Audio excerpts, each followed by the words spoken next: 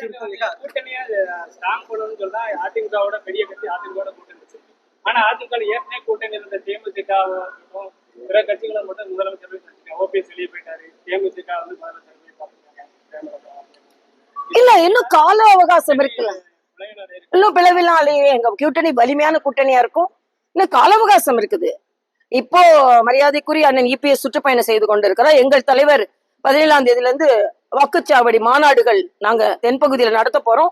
பல்லாயிரக்கணக்கான வாக்குச்சாவடி முகவர்கள் கலந்து கொள்ள போகிறார்கள்.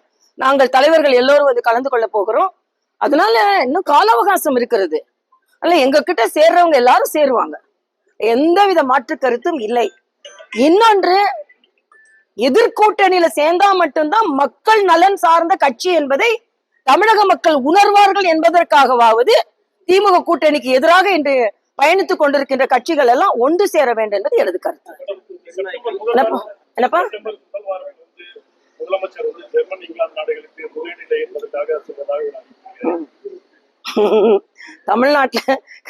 தமிழ்நாட்டுல பல இடத்துக்கு வரமாட்டாரு. கள்ளக்குறிச்சிக்கு என்ன ஆச்சு? கள்ளச்சாராயம் இருந்த இடத்துல அங்க போக மாட்டாங்க.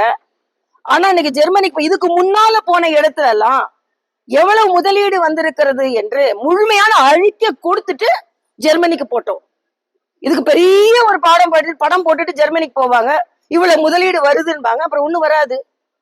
அதனால வெளிநாட்டுக்கு இதுக்கு முன்னால போன வெளிநாடுகள் எத்தனை வெளிநாடுகள், எத்தனை முதலீடுகள் என்று சொன்னீர்கள், சொன்ன முதலீடில் எவ்வளவு வந்தது என்று கணக்கு கொடுங்கள் என்பது நமது கருத்து. எனது கருத்து இல்ல, மக்களோட கருத்து. இது மிக மிக வருத்தம் அளிக்கக்கூடியது. தெருநாய்கள் மக்களை கடிக்கிறது. இதுல என்னன்னா, கார்பரேஷன் எல்லா இடங்களும் சரி, லோக்கல் நிர்வாகம் மிக மிக எச்சரிக்கை தன்மை இல்லாமல் நடந்து கொள்கிறார்கள். ஏதோ உங்களுக்கு குடும்ப கட்டுப்பாடு செய்துட்டு வெளியே விட்டுட்டா போதும்னு, அது தவறு. கடித்தா ரேபிஸ், அதற்கான மருந்துகள் கூட எல்லா அரசு மருத்துவமனையில இருக்கா என்னன்னு தெரியல.